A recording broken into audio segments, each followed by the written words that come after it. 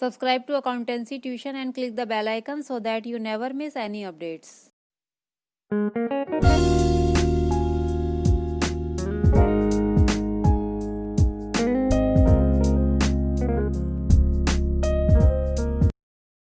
Students, आज हम class 11th का चैप्टर 9 कंटिन्यू करेंगे, जिसमें हम बैंक से रिलेटेड ट्रांजैक्शंस की जनरल एंट्री समझेंगे।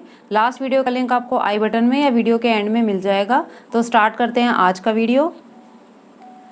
फर्स्ट ट्रांजैक्शन है when cash is deposited into the bank. आपने कैश को बैंक में डिपॉजिट कराया है। इट मीन्स बैंक आपका इंक्रीज करेगा और कैश आपका डिक्रीज करेगा। तो इसके लिए जनरल एंट्री बनेगी बैंक अकाउंट डेबिट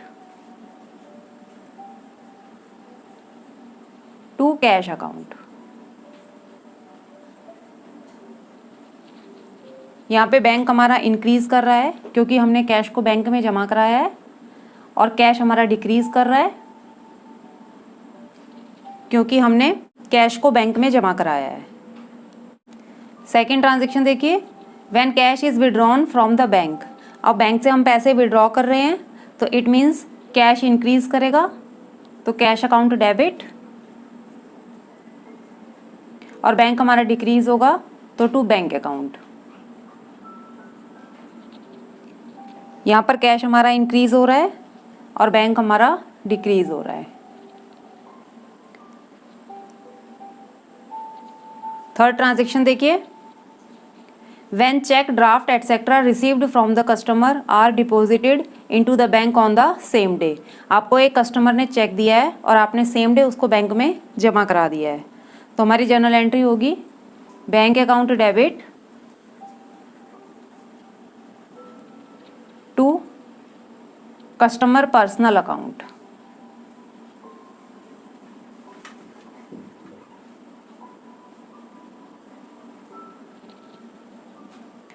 यहाँ पर बैंक हमारा इंक्रीज कर रहा है क्योंकि हमने सेम डे बैंक में पैसे जमा करा दिए हैं, और यहाँ पर हमारा जो डेटर है वो डिक्रीज हो रहा है क्योंकि डेटर ने हमें पैसे दे दिए हैं चेक से, तो इसलिए डेटर का जो बैलेंस है वो डिक्रीज करेगा, इसलिए हमने उसको क्रेडिट किया है अपनी जनरल एंट्री में।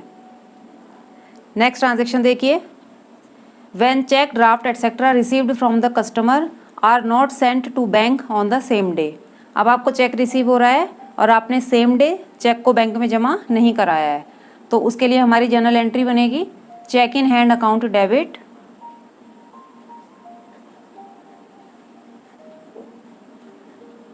To customer personal account.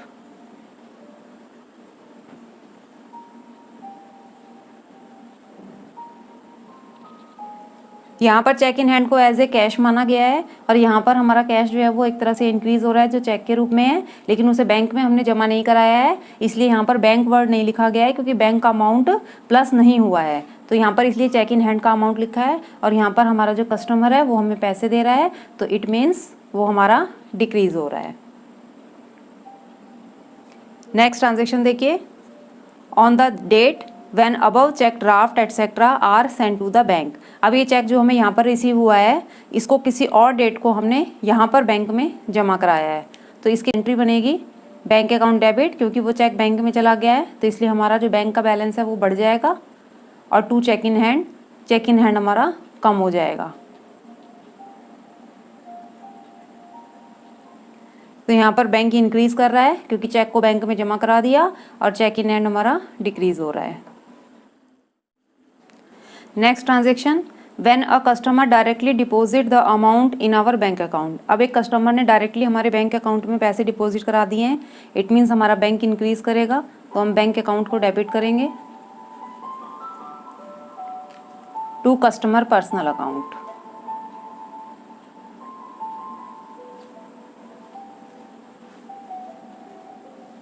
यहाँ पर कस्टमर ने डायरेक्ट हमारे बैंक अकाउंट में पैसे जमा कराए हैं, इट मीन्स हमारा बैंक इंक्रीज करेगा, और जिस कस्टमर ने हमें पैसे दिए हैं तो वो हमारा डेटर डिक्रीज हो जाएगा। नेक्स्ट ट्रांजेक्शन देखिए, when a cheque previously deposited into the bank is dishonour. अब आपने पहले कोई चेक बैंक में जमा कराया था जो अब डिसऑनर हो गया है, तो बैंक में चेक जमा कराने की जो एंट्री होती है वही आप रिवर्स कर दोगे। जैसे बैंक में चेक जमा कराने की ये वाली एंट्री थी, इसी को अगर हम रिवर्स कर देंगे तो डिसऑनर की एंट्री हो जाएगी। तो यहाँ पर हमारी एंट्री होगी customer personal account debit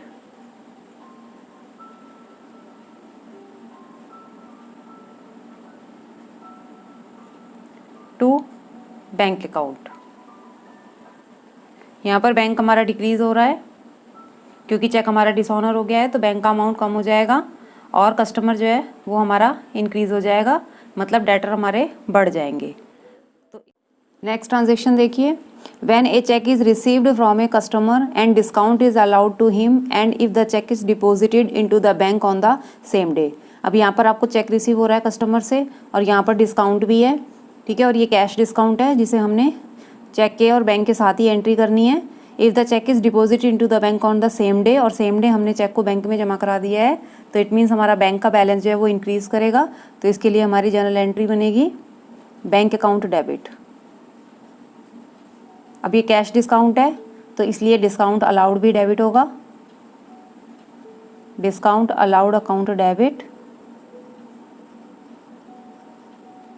to customer personal account.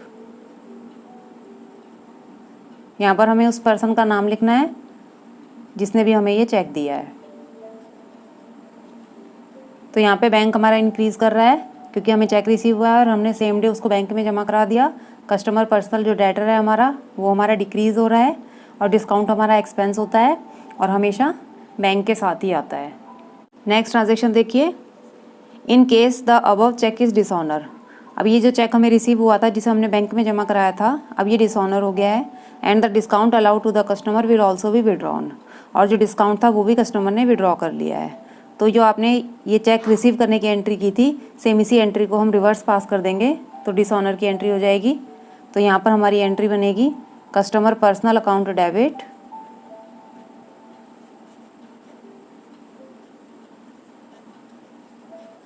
To bank account to discount allowed.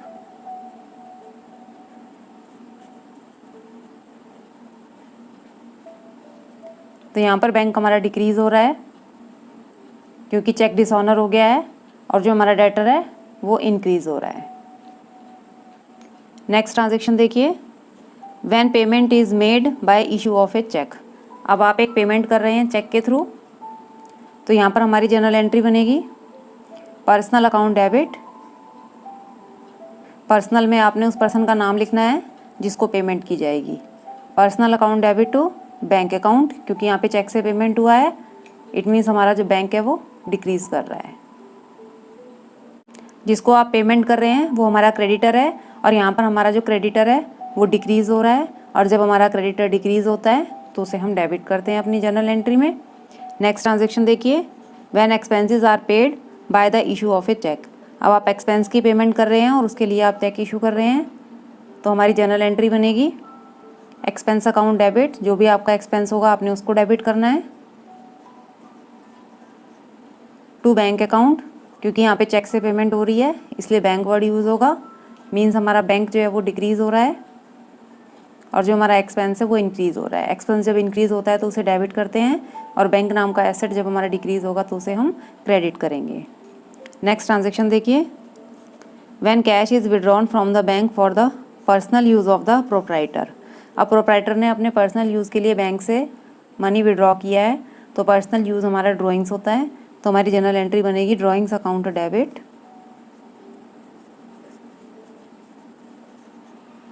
To bank account. यहाँ पर बैंक से पैसा विड्रॉ हो रहा है तो इट मीन्स बैंक हमारा डिक्रीज़ हो रहा है, और ड्राइंग्स जो है वो एक्सपेंस होता है और एक्सपेंस हमारा इंक्रीज़ हो रहा है, और एक्सपेंस जब इंक्रीज़ होता है तो उसे हम जनरल एंट्री में डेबिट करते हैं। नेक्स्ट ट्रांजेक्शन देखिए, when interest is charged bye the bank. Bank ने इंटरेस्ट चार्ज किया है तो इट मीन्स यहाँ पे हमारा जो बैंक है वो कम हो रहा है, तो हमारी एंट्री बनेगी interest account debit to bank account. यहाँ पर बैंक हमारा डिक्रीज़ हो रहा है क्योंकि बैंक जो है वो इंटरेस्ट चार्ज करके हमारे बैंक के बैलेंस को कम कर रहा है, और इंटरेस्ट हमारे लिए लॉस है और लॉस का डेबिट बैलेंस होता है। लॉस जब बढ़ता है तो उसे हम डेबिट साइड में लिखते हैं। नेक्स्ट ट्रांजेक्शन देखिए, when interest is allowed by the bank. अब बैंक हमें इंटरेस्ट दे रहा है, इट मीन्स हमारा बैंक का बैलेंस इंक्रीज करेगा। तो हमारी जर्नल एंट्री बनेगी bank account debit to interest received.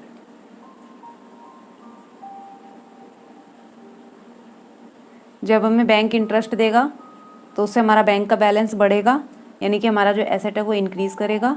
और इंटरेस्ट रिसीव यहाँ पे रेवेन्यू है, और जब रेवेन्यू इंक्रीज़ होता है तो उसे हम क्रेडिट करते हैं अपनी जर्नल एंट्री में। नेक्स्ट ट्रांजेक्शन देखिए, when bank charges some amount for the services rendered by the bank. अब बैंक अपनी सर्विसेज प्रोवाइड करने के बदले में बैंक चार्ज डिडक्ट कर रहा है, तो इट मीन्स यहाँ से हमारा बैंक का बैलेंस कम हो जाएगा। तो हमारी एंट्री बनेगी bank charges account debit to bank account. यहाँ पर हमारा बैंक का बैलेंस डिक्रीज़ हो रहा है, इसलिए हमने उसको क्रेडिट किया है। और बैंक चार्जेस हमारे लिए एक्सपेंस है, और एक्सपेंस हमारा इंक्रीज़ हो रहा है, और एक्सपेंस जब इंक्रीज़ करता है तो उसे हम अपनी जर्नल एंट्री में डेबिट करते हैं। तो इस तरह से ये बैंक से रिलेटेड सारी ट्रांजेक्शन्स कंप्लीट होती हैं। आई होप आपको ये सारी ट्रांजेक्शन्स अच्छी तरह से समझ आ गई होंगी। Opening entry, following balances appeared in the books on 1 April 2020। Books में 1 अप्रैल 2020 को ये बैलेंसेज गिवन है, जिसमें हमारे पास ये डिफरेंट टाइप की एसेट्स हैं और ये हमारे पास लाइबिलिटीज़ हैं। तो ओपनिंग एंट्री करने के लिए हमें सारी एसेट्स को डेबिट करना होगा और सारी लाइबिलिटीज़ को क्रेडिट करना होगा। और ये ओपनिंग एंट्री हमारी होगी 2020 1 अप्रैल को। तो हम सारी एसेट्स को डेबिट कर रहे हैं। कैश अकाउंट डेबिट 8,000 के अमाउंट से, बैंक अकाउंट डेबिट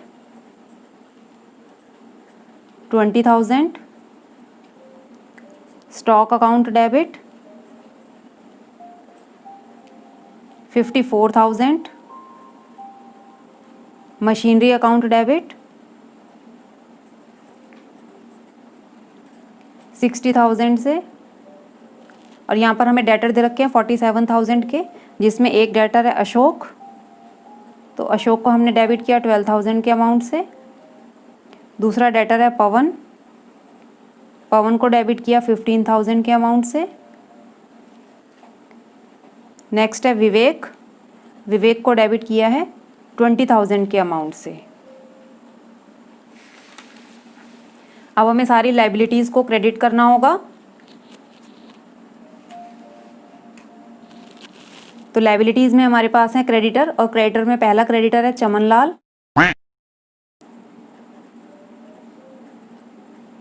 7,000 के अमाउंट से।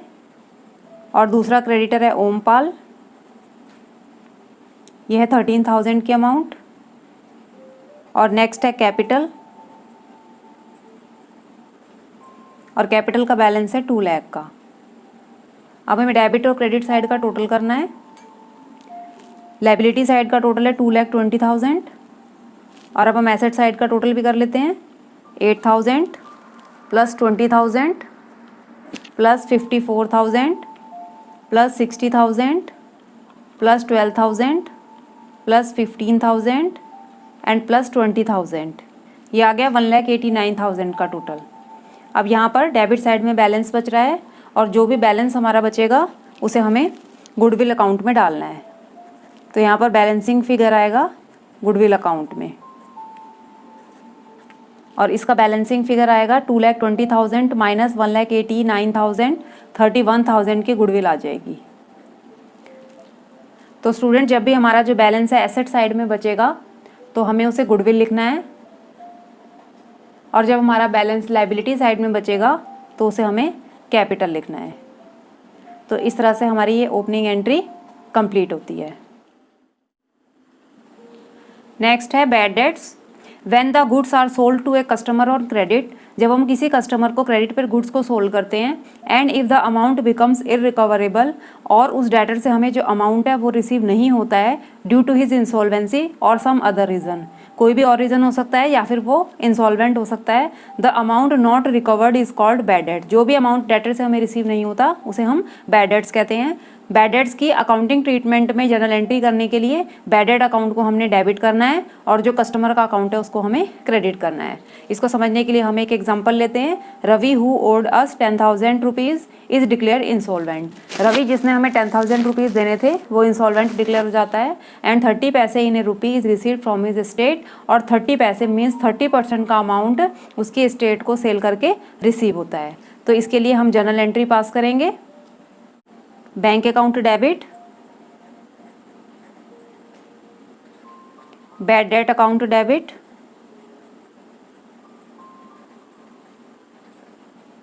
टू रवि। रवि से हमें 10,000 रुपीज़ लेने थे, इसलिए रवि में हमने 10,000 रुपीज़ रख दिए। बैंक में हमें जो अमाउंट रिसीव हुआ है वो 30% का अमाउंट रिसीव हुआ है, इसलिए 30% का अमाउंट हम कैलकुलेट करेंगे। 10,000 का 30% होता है 3,000, तो मीन्स 3,000 हमें यहाँ पे रिसीव हो गया है और 70,000 का हमारा बैड डेट हो गया है, तो 70% का अमाउंट हम बैड डेट में लिख देंगे, 7,000 का अमाउंट। तो इस तरह से ये हमारी बैड डेट्स की एंट्री होती है, जिसमें जो भी अमाउंट हमारा इररिकवरेबल होगा उसे हमें बैड डेट्स में डालना है और जो भी अमाउंट हमें रिसीव हो जाएगा उसे हमें बैंक में डालना है, और जो कस्टमर है जिसने हमें पैसे देने हैं उसको हमें अपनी जर्नल एंट्री में क्रेडिट करना है। आई होप आपको आज की वीडियो का कॉन्सेप्ट समझ आ गया होगा। तो मेरी वीडियो को लाइक करें एंड मोर वीडियोस के लिए मेरे चैनल अकाउंटेंसी ट्यूशन को सब्सक्राइब करें, साथ ही बेल आइकन भी क्लिक करें ताकि लेटेस्ट वीडियो का अपडेट आपको मिलता रहे। Thanks for watching.